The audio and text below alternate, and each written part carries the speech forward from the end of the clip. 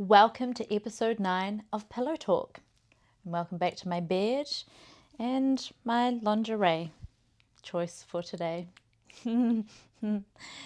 This week you get to see all about Beefy Boy or BBQ Slop behind the scenes. You're going to see our drunk summer together at the beach, our first Christmas, him painting my nails. Like, you're going to see our relationship in photo form and the fated Rip-On festival. This whole season of Sex.Life has accidentally become a musical, and I am not mad about that, but I feel like you need more of that. So we're actually going to replay some of the musical highlights, and Rachel's written here lowlights, but I'm not going to say that because I totally disagree. You can enjoy that. There's also been a lot of accents or accents attempts, and I actually think I'm pretty good. And Hayley and Rachel absolutely disagree, and so I've got a chance here to prove them wrong. Let's get into it. Here is a juicy love story that I didn't tell on the podcast. I actually did fall in love with a little leprechaun man while I was in Belfast in Ireland. And he became very special to me. He really showed up for me. We had a lot of fun together. He played like tour guide, and he came to London to see me a lot. And unfortunately, I broke his heart because actually there was a little bit of an overlap with Rugby Boy. Anyways, I reached out to him to get his take on things, and here he is. Okay, I'm nervous to see what he has said. Oh, yeah, Morgs. Let me know what you want to talk about. I'll see what I can do. You're the Kiwi one that got away. But yeah, get back to me. I'm happy to help out. How did we meet? We met at the bar I was working at, I believe. I probably liked your accent or something. Do you learn any sex tips from me? Like, obviously, we all know about doggy style, but did you learn about Kiwi style? I'd say, honestly, we didn't do anything weird. Probably when I was with you, it was just a matter of firing it in and going at it. Like, sure, if I was only 22, probably didn't really care. It's just lobbing it into you. I do remember one story you told me. I think you were a lot younger and you dated like an older Maori fella. And he did like standing up 69s. And I remember thinking, fucking hell, there's not a chance I'm going to be able to pull something like that off. From what I remember, it was, basic sex. It was probably me being young, just fucking delighted to get the ride anyway. So I was just fucking firing it into you. When I was younger, it used to take me a lot longer to come. Don't know if you ever came though. Can't remember that. Yeah, let me know if you came. I love that he wants to know that now, like 15 years later. According to you, why did we end? Well, that's on you. Were we back and forth between Belfast and London? I remember I went over to London, and then you had enough. I think you just stopped talking to me, to be honest. I do remember before I made that one of the trips to London, you had a buddy who had trials or something crazy like Rugby Boy. And then you asked me, do you mind if he stays at your house? I was like, yeah, fine if it's a friend or whatever. So I'm assuming that you guys hooked up or something happened, and then you were a little bit weirder, and I think we just kind of fizzled out, and that was the end of that. Oh shit, I didn't realize that overlap with Rugby Boy. That's so interesting. Oh, I feel a bit bad. If we were just in a little magical space and I said, come to New Zealand and be my one true love leprechaun, would you? I would have loved to have kept dating and keep that going on. I definitely would have moved to London with you. And if that had worked out, I probably would have followed you to New Zealand. Maybe if you had asked me like 5 years ago. But now, no. I'm married and I have 3 kids. So Morg's missed out. Oh, yeah. Oh God, he's a hoot. Yeah, such a sweetie. Oh, I didn't realize that he would have moved to New Zealand for me. Jeeping me creeps. Well, there you go. That's my little leprechaun love. All right, are you ready to dive into my life? You can tell there's more photos in these episodes now because we've got phones that take good photos. So let's peer inside Pandora's box. Here is a typical Irish day for me working with bongo. Here is my leprechaun lover. This is where Rugby Boy comes to see me in London, and we have a few drinks. That's my London flat, and here he is in Bongo's head. Look, this is me and Beefy Boy drunk. Here is Beefy Boy and I at the beach, drunk. Here is Beefy Boy painting my nails. Bless him.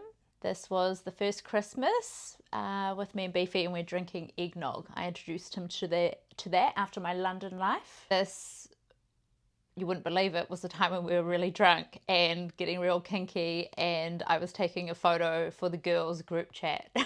Here I am in my bikini, middle of the day, at the Backpackers with a bottle of champers, waiting for Beefy Boy to come over. Oh no, maybe he took the photo. Anyways, I'm drunk. Oh, this makes me sad, but this was our group of pals that we all went to the Rip-On Festival. You can see Beefy Boy there at the front. This is before he started stealing people's food out of chili bins. H and I started our company together, and this is the photo that we had in the Nelson Mail. Very famous back then. Oh, so this makes me feel a bit awkward, but yes, so I did make that fake Instagram profile called The Following Police, and this was the profile picture. And this is the picture of me commenting publicly on one of his posts.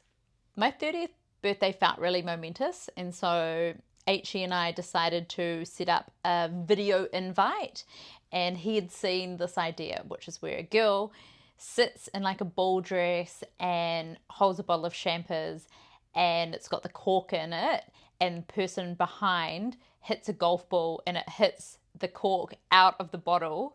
And so this was us doing this. It only took us about 100 times, but we finally got there. Here's at my 30th and my darling penis leash H.E. giving me a beautiful speech, probably dobbing me in for all my shenanigans. Here is G.I. Joe in the checkered, and here's my darling friend Nathan at my 30th. I took a crew of pals back to my place for an after party after my 30th. So here you can see the back of G.I. Joe and the back of Roses and a few other hodgepodge men that I decided to take home. Yeah, we had a bit of a bender that weekend. So the next day at Rachel and I's whare, we had the second day bender. And here is my little sister being thrown around by H.E. It was just a very debaucherous time. I also made everybody wear sequins. Ooh, this is so grim. This is where my sister and I have come home from town on that after that second day bender, and we're rolling around on the ground. We've pretty much got our tits out, sequin skirts on, and cling wrap. Where's all the photos of me there? Oh, actually, let's do that one. Yeah, H and not me. Oh my god! Do you know what? I didn't even think. Oh, so rude. Soz, babe. Here is my darling Rachel. She did a speech for me at my 30th, and this is me motorboating Rachel. She talks about her tits on the podcast, so here you can see them for free. Is that what you wanted? Is that what you wanted? What do you mean for free? You're right. Like, subscribe, follow, OnlyFans. I don't know what the fuck's going on. Rachel just asked me to intro Accent Roulette. Accent what? Yeah, Accent Roulette. Accent Roulette. Okay, I'm going to give you an accent and then feed you a line, and then you're going to give that line back to me in the accent. Okay, we're Australian. Okay. Put another shrimp on the barbie. Yeah, put another shrimp on the barbie, would you? Oh, like not too bad actually. Yeah, but... Don't keep going. Oh. Okay, Irish. Top of the morning to you. Top of the morning to you, fiddly-day potatoes. Why did I meet you down at the pub later on? Yes, I'd love me a nice cold Guinness. Why are you giving me that side eye? You didn't say Northern Ireland or like, what? Can you please be more specific? Okay, give us your Belfast accent. Yeah, sure, it'll be grand. Not bad, I must say myself. Okay, we're going Scottish. Oh yeah, this will be good for me. I've been hunting haggis all day up around the hill, and then I found me what's those flowers that have got the thorns? Thistle? Oh yes, I found some thistles, and then I put my kilt on, and then I did some sword dancing, and then I've been watching the horses roam around in the paddocks. You're so angry as a Scottishman. Yeah, I think you have to be angry, don't you? English. Fancy a cuppa? Bob's your uncle.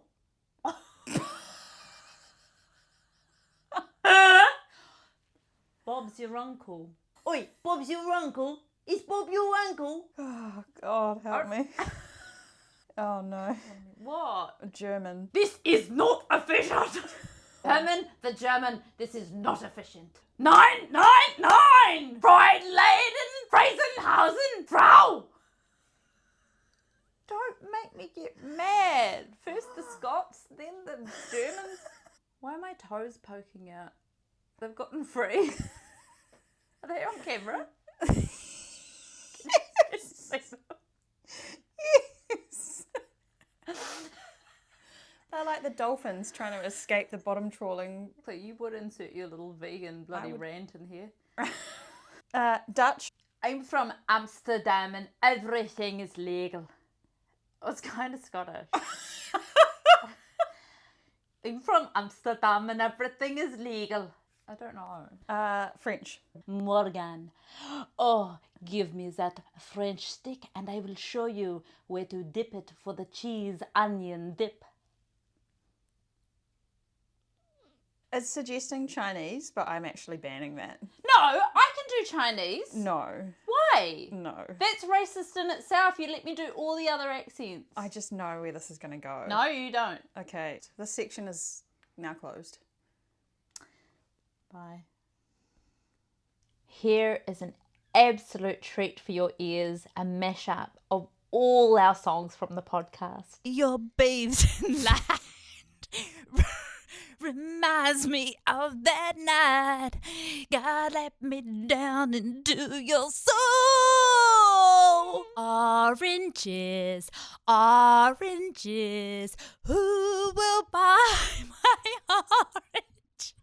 Young girl, get out of my mind. I know she knows that I'm not fond of asking. I know she knows that I'm not fond of munching. I'm not fond of munching. I know. You say it best when you say nothing at all.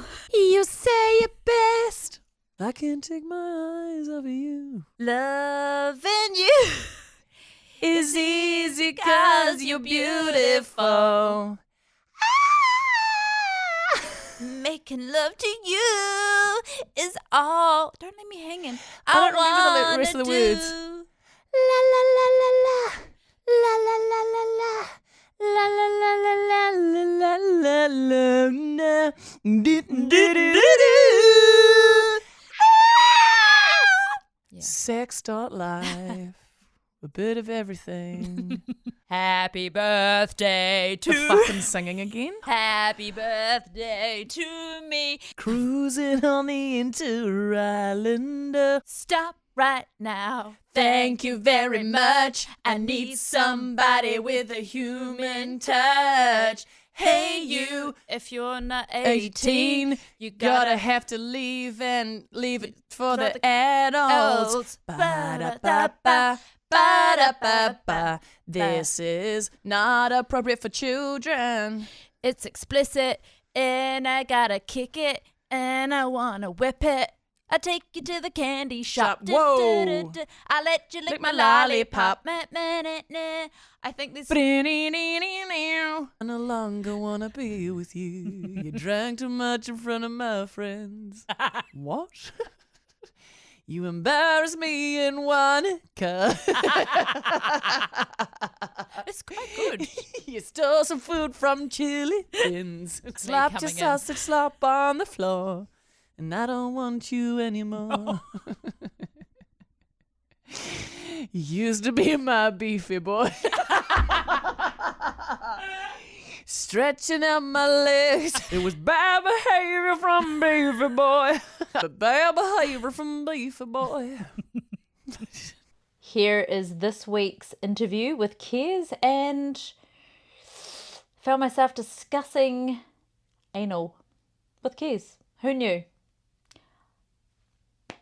There's no boundaries anymore. It's all out the window. Episode 9, it's gone. Good morning, Morgan. Yeah. Oh, What? hi. Hi. Did you do your home play from episode 8? The butt play. Are you talking about the butt play? Well, yes, the butt play was in there about vibration, but it was just about vibration in general. I'm from an era, I think it's for things to come out of, not for things to go into. I don't know. No, I didn't do that part of it.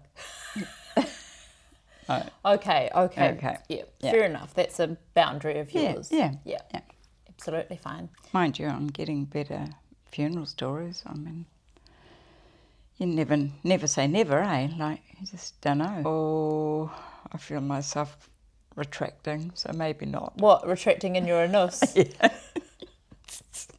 In this episode, we hear that G.I. Joe lays out all my favourite treats.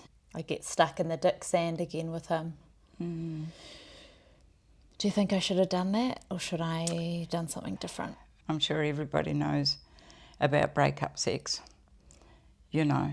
But your awareness of all of a sudden, once you had had your happy ending, you're able to say, what the hell are we doing? The post-nut Yeah. clarity, they Yeah. call that. Post-nut clarity. Yeah, once you've nutted, you've ejaculated, you got the clarity. It's actually interesting what happens on an actual physiological level. It's like the part of our brain that we find things gross, or like our moral value brain goes offline because all our primal body wants to do is procreate. And then if we orgasm, the body goes, oh my God, what have I just done? Right.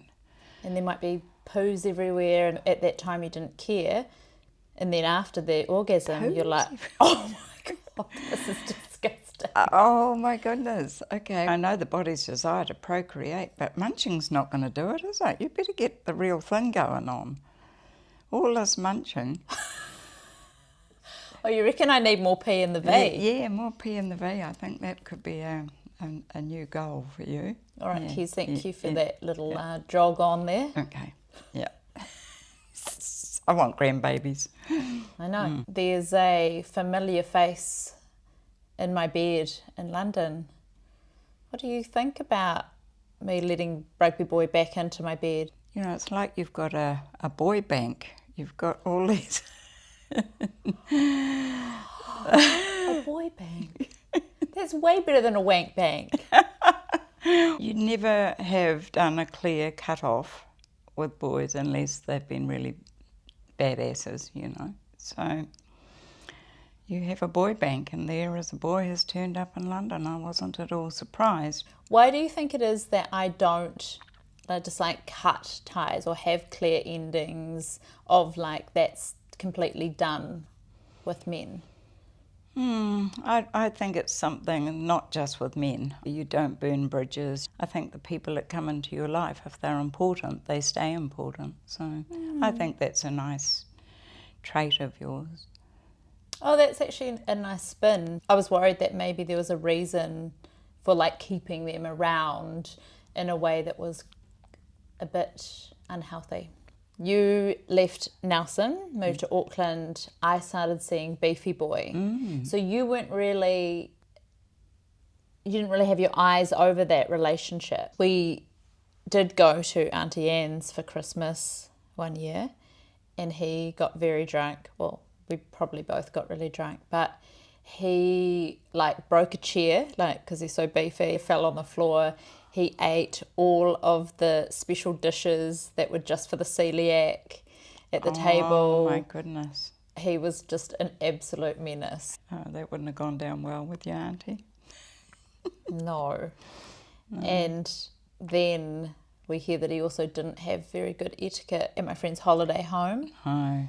And then you were done. I know that feeling. People these days would call it the ick. I wonder if I can put that in a sentence. Yeah, I reckon you Okay, can. I had a boyfriend and I thought he was quite nice, but one date he turned up to pick me up and he had a polar neck collar on, turtleneck. Turtleneck. And I just got the ick. Yeah, you did it. I got an ick. I know how to be a young thing now. I can talk the schmack. I've outed myself for my following police. How on earth do you come up with these things? Genius, I guess. Just, I mean, what did you say to me when we went out for brunch with my cousin recently and I did a fart on the pavement? I said, you've got a tight ass for someone who does butt play. Because it was squeaky. Woo! Yeah, you said it out loud in front of like all these cafe people waiting to get in the door. And your cousin. And my cousin, Yeah. little cousin. Okay. Is that a wrap? That's a wrap. Okay. Thanks, Kez. Okay. Yourself. It's tea time. So, my dad sent me a picture of Rugby Boy the other day, and he said, "Hope you've seen your mate on TV tonight." Kiss, kiss. Well, that's normal from my dad. I put it on my story with Rugby Boy's face blurred out, and I didn't say it was Rugby Boy. I said it was an ex. And I got this message from a woman that said, "Oh my God, no wonder he's so fucking good." And I was like, sorry? Fucking good at what? Everything about sex. And I was like, sorry, who are you talking about? And she said his real life name. And I was like, oh my God, so good at munching? And she's like, yes, you obviously taught him well. And I said, I thought he was married. And she said, no. And I said, when did you hook up with him? And she said, last week, and he's left me wanting more. Anyways, that's the tea. I can't tell you who he is, obviously, but you would not believe it who popped out of the woodwork but Rugby Boy. Here's the moment. Like, literally, Rachel and I were prepping for this episode and this happened. Why are you smirking? You actually will not believe this. What? I've got a message request on Facebook from Rugby Boy, not under his name. Well, how do you know it's him? Well, I'm not sure. I mean, he's used his real name. He hasn't said from Rugby Boy. He's given me a cell phone number. He said, "Hey stranger, how are you doing? I know this is random, but I was just wanting to reach out. I see you are doing good. It looks like you haven't aged a bit. Thank you. If you're feeling up to it, give me a call," and their number and their name. And then an hour later, he's come back and said, "Sorry, just so you know, it is me and not some random. I don't have any social media. I just have this messenger, obviously not under my name." That was yesterday. Oh my God. What do I do? I've got like, I don't know, like flushy feelings. Oh my God. No, it doesn't mean anything. It's just, it's just a little tickle from the past, isn't it? Is it tickling a pickle? It's tickling my pickle. Are you going to call him? Absolutely. Without a doubt. I've just realised when he sent that message, the latest Pillow Talk episode hadn't gone live, and I've actually shown the size and colour of his dick on Pillow Talk. Like, I do all this shit thinking these guys, they're never going to hear it or see it. And every single motherfucker, bar one, has come out of the woodwork. I ended up calling him, and here's what he had to say. Oh my God, I've literally just got off the phone from Rugby Boy. Look, she's a bit giddy. Firstly, because I just haven't seen his face. Oh yeah, we were on a phone call, and then I FaceTimed him in. It's so interesting when you're like, oh, that's a face I used to really care about and smooch up, and yeah. Anyways, I was able to ask him questions that I used to be too scared to. I asked him about when he came to London and stayed and why he didn't make a move on me. And he said that he wanted to, but that he actually really cared about me, and he didn't see me as just another girl and didn't want to just make it sexual, which is kind of the hunch that I had, but I thought that he would have done that if he thought he was going to attempt to reunite with me. I thought if he just didn't know if he'd see me again, then he would still boink me. So that's interesting. He does not remember me singing to him. He reckons he's had too many knocks to the head playing rugby. On one hand, I am heartbroken. On the other, I'm like, whew. He has been watching YouTube, which is how he found out about me talking about him. I also let him know after the phone call that I would be talking about him on here. And he was like, oh, I'm nervous, but I guess I'll just wait and see. He said after watching the YouTube videos that he didn't realize how strongly I was feeling for him. And he said whilst he cared a lot for me, he wasn't feeling the same way as me. He didn't explicitly use those words, but he said I was just having fun and we had so much fun and we weren't on the same page, clearly. It'd be funny if we just talked to each other about how we were feeling. We would have known that, but we didn't. He apologized numerous times for showing up late to my 21st and for hurting me, which was so healing to hear. I also said, I play a part in that because, well, I didn't really voice my expectations or desires. And he said, oh, you had no problem voicing your desires. So I'm glad he remembered something about me. All in all, it was really lovely to get a gauge on him now and his life, and to just be reunited and to be like, hey, we're adults. If we're ever in the same city, let's catch up and have coffee. And that felt really healing, to use my wise woman voice with him and to ask questions and to get some closure, I suppose, around things I'd always wondered about. Highly recommend connecting with your exes. Here is Penis Leash's take on Beefy Boy BBQ Slop. He was right there living with me at the hostel at the time, so he got to see all behind the scenes of him and our relationship. That big burly gym guy that I was seeing when we both moved back to Nelson. Yes. What was your favourite saying from him?